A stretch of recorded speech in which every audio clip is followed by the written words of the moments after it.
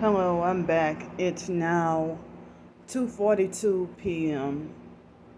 So, I guess I'm eating 3 meals today like I did. Wait, no. No, I only ate twice yesterday. I did it was like a day or two before that I had um 3 meals. So,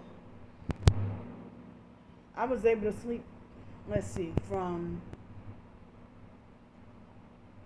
I think I was able to sleep from about 1 or 2 o'clock in the morning until about 8:30. I think I woke up about 8:30 this morning, and I slept pretty good, but I needed longer time, to sleep, but couldn't go back to sleep. And the neighbor with the blue truck, you, you know, um, well, I had my earbuds in, so I didn't have to hear anything, but usually been trying to let my ears breathe, from keeping the earbuds in so much. But I was awakened like around somewhere about 6 o'clock. I was awakened to him brighten his lights into my window and stuff like that.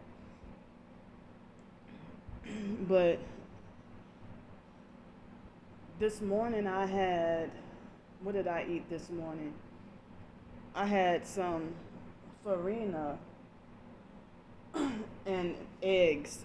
That was it. And now I'm microwaving my lunch. And for lunch, I'm having veal meatballs and some pork and beans and rice pilaf. I love pork and beans. I love pork and beans and rice. Like, growing up in New Orleans, we would have like pork and beans and rice with sausage or hot dog wieners in it. Um,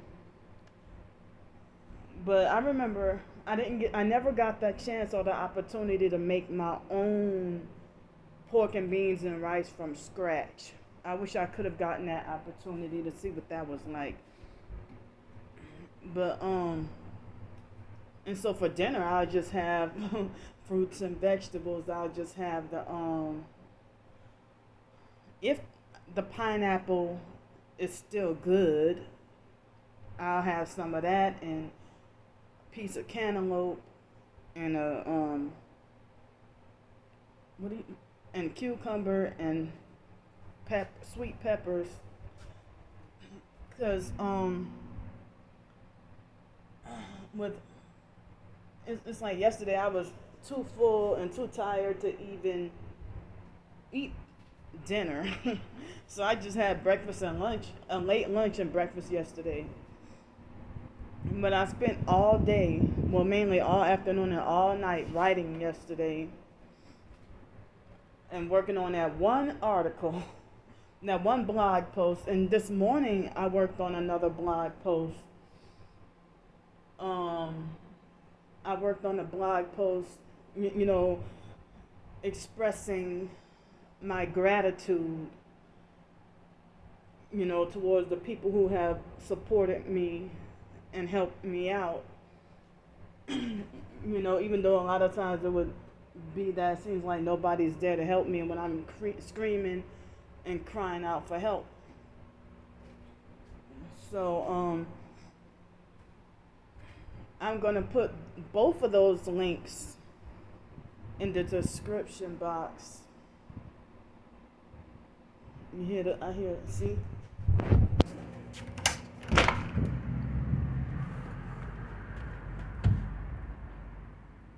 You hear that? Loud bass, loud music.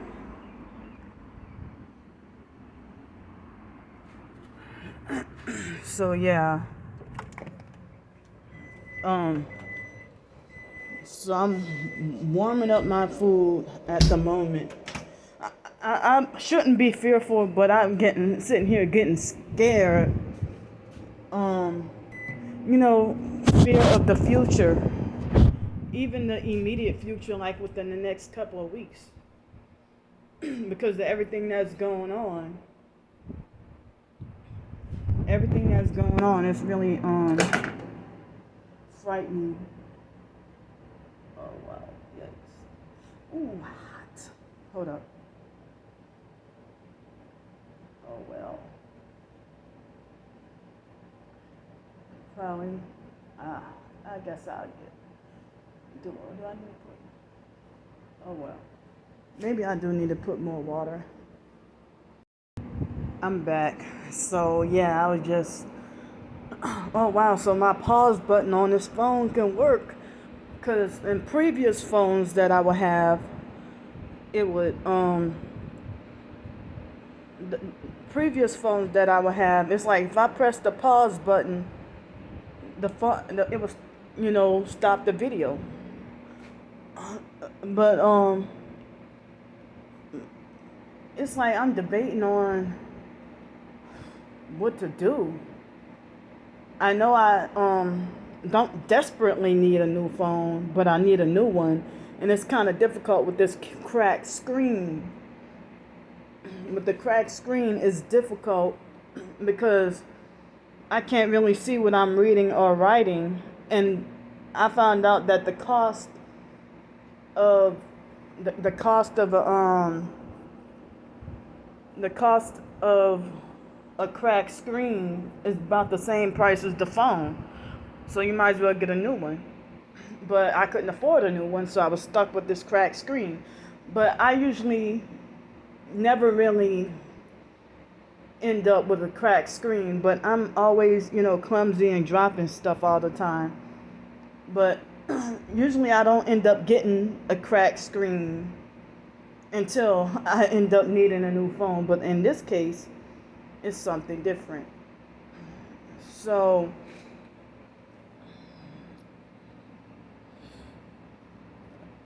it's like I know I need to get this tooth fixed. I need a new phone, but not urgently, but I need a new one. But I don't even know if the tooth can be repaired and saved, or if I would have to get it just extracted. So, I mean, I researched, and they said that it would be not all that expensive to have it extracted. But they said that it would, if it were to get repaired, it would cost like thousands of dollars. Or I really would have wanted to save the tooth, and if it were to get repaired, but I can't afford it. But it seems like ever since after the tooth cracked, the abscess has come to a minimum. I'm not going to say that it's completely gone, but it seems like it's been very much lying dormant. But I've been very much limiting my sweet intake as well. But it's like, well, basically having no choice because of, living off that canned food and not having a whole lot of money and stuff. But aside from the money to pay to stay here and just survive and stay safe and stay off the streets and stuff, But I realized I caught on to that the past few days.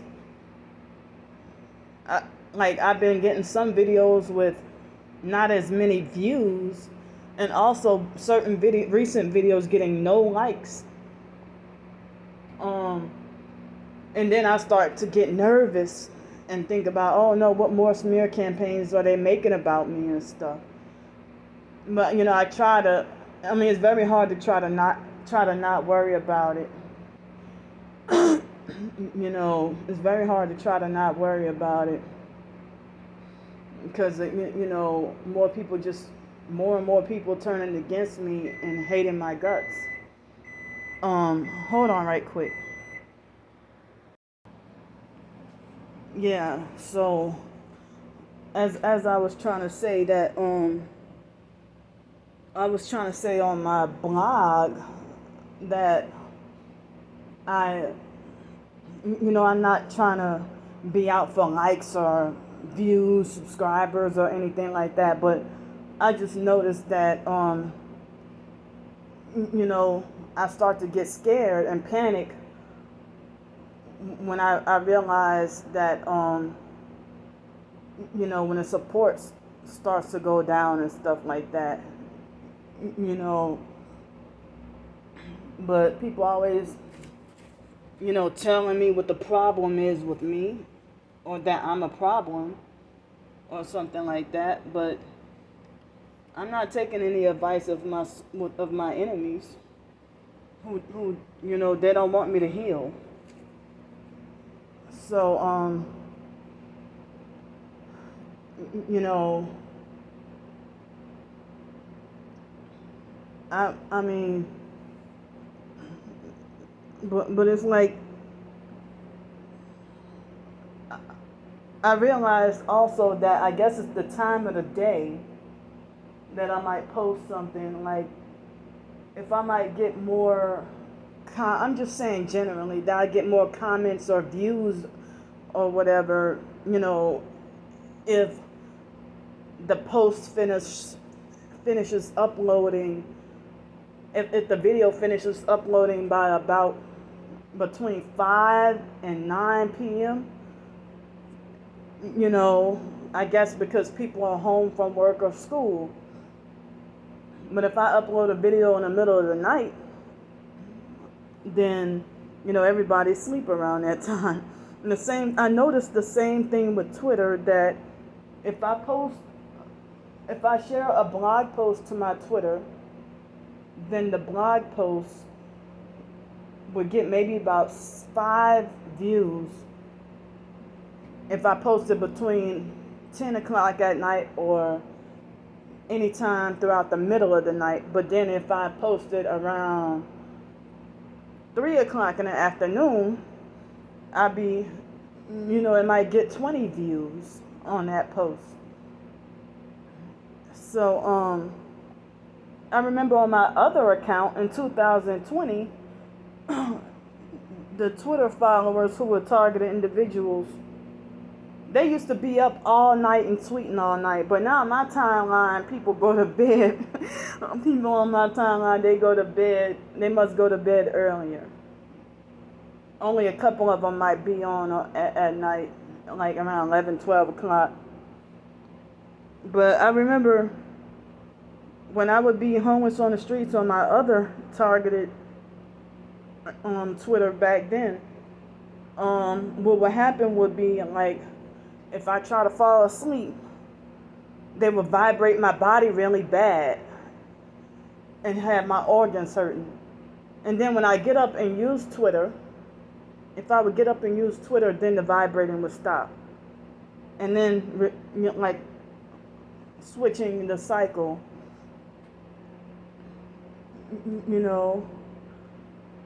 So, wow, this produced way more, rice than I expected. It's rice and orzo or something. When you have packaged and canned foods, that's why people end up being bloated and having heart issues and stuff, because it's the bad sodium, the bad salt, and it's the bad salt, and it's the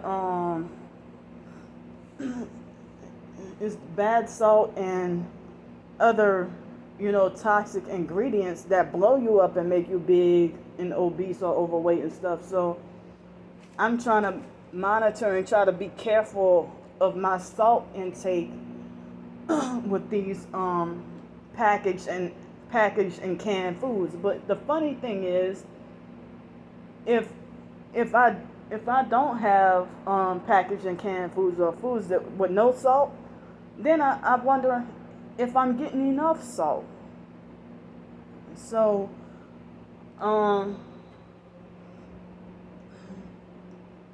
yeah, I'm just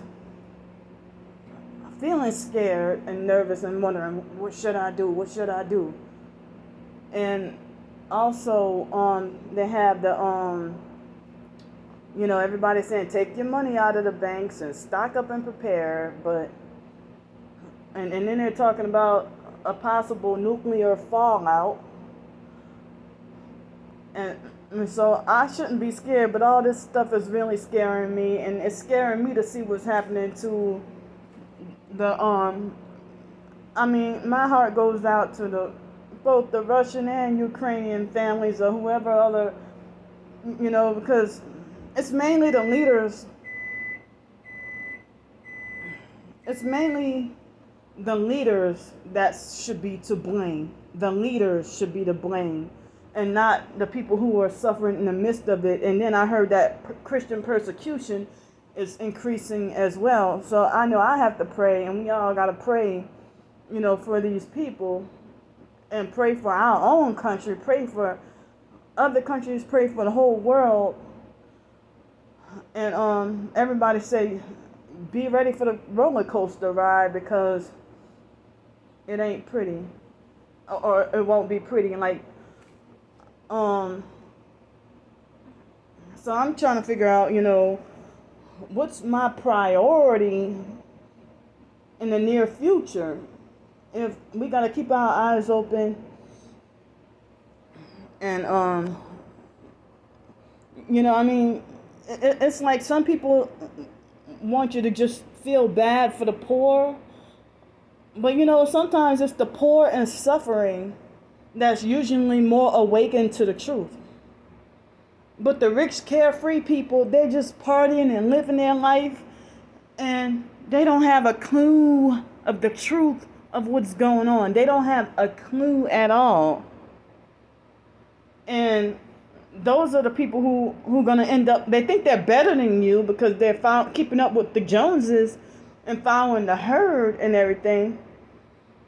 They think that they're better than you and superior and higher than you, and you got to deal with, peer pressure and stuff like that. I guess the the grown folks version of peer pressure is the keeping up with the Jones. The grown folks version. You remember in junior high and high school, you used to hear about peer pressure and stuff like that, but now it's like keeping up with the Joneses. So, or keeping up with the Kardashians.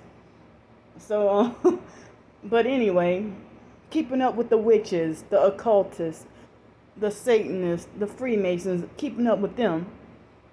But ain't nobody keeping up with the Christians. Ain't nobody keeping up with Jesus. Even I myself have things that I need to change, that I committed, certain sins out of anger or whatever, being just weak, spiritually, mentally, emotionally, and everything. And, seeking my own revenge, even though I can't successfully get y'all, but, I shouldn't even be trying to, get back at other people or try to seek revenge, on the perps and stuff or take matters into my own hands.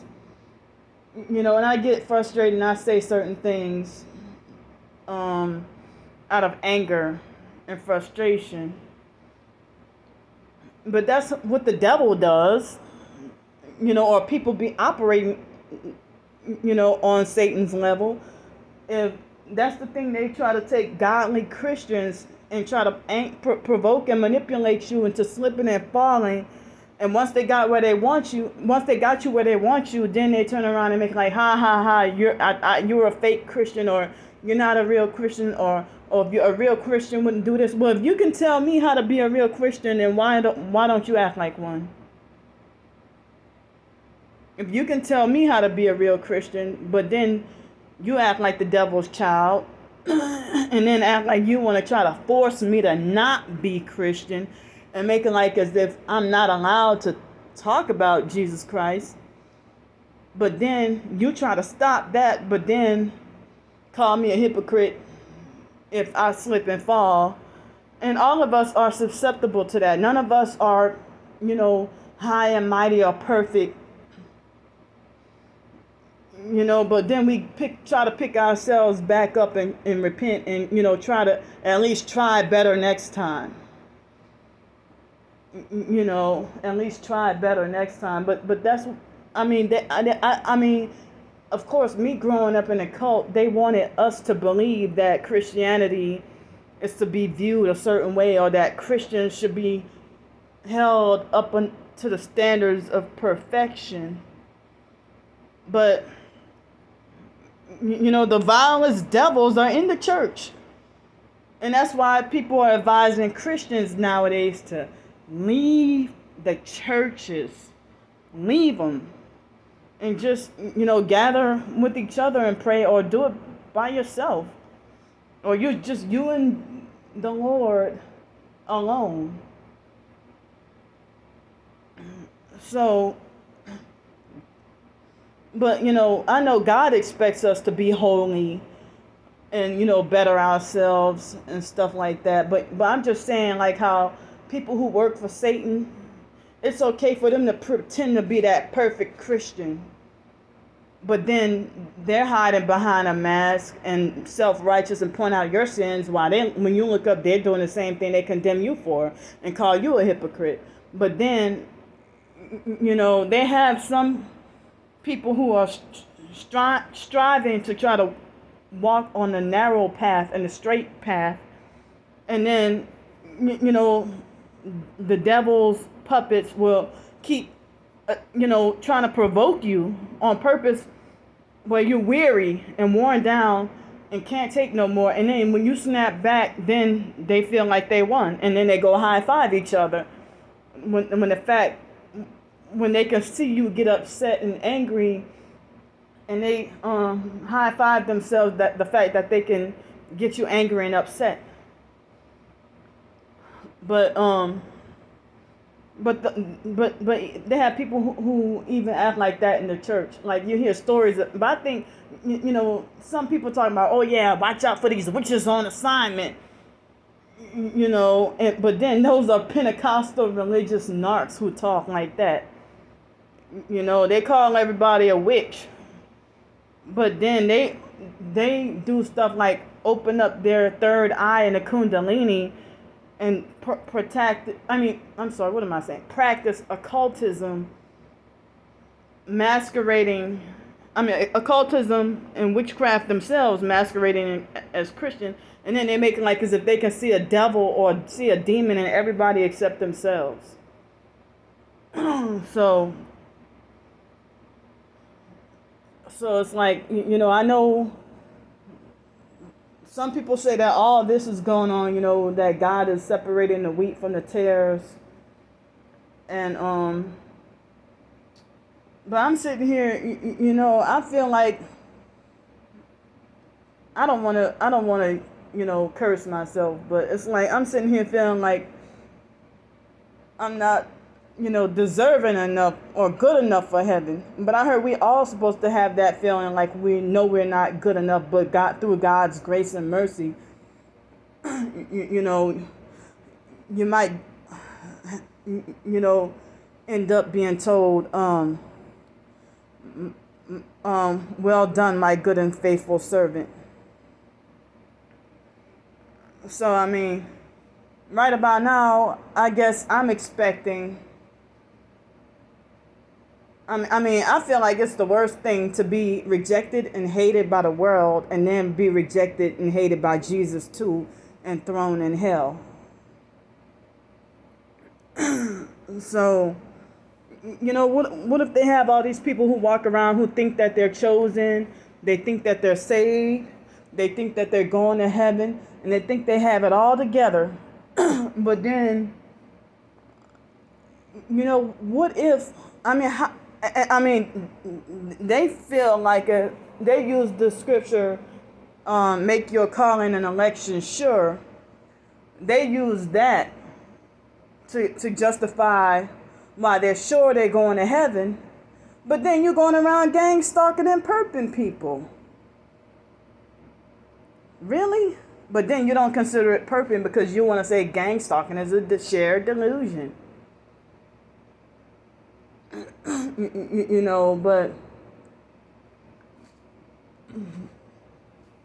But I mean, I'm just trying to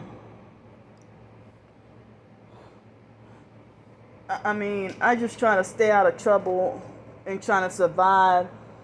And I know I myself need to get right with God. I need to get right with God. And and I mean, I sometimes feel like that, if I read the Bible, reading 2 chapters a day, I figure that what if I'm not reading enough? What if that's not enough? Or what if, you know, one prayer in a day is not enough? Or what if I'm just, I mean, but I know that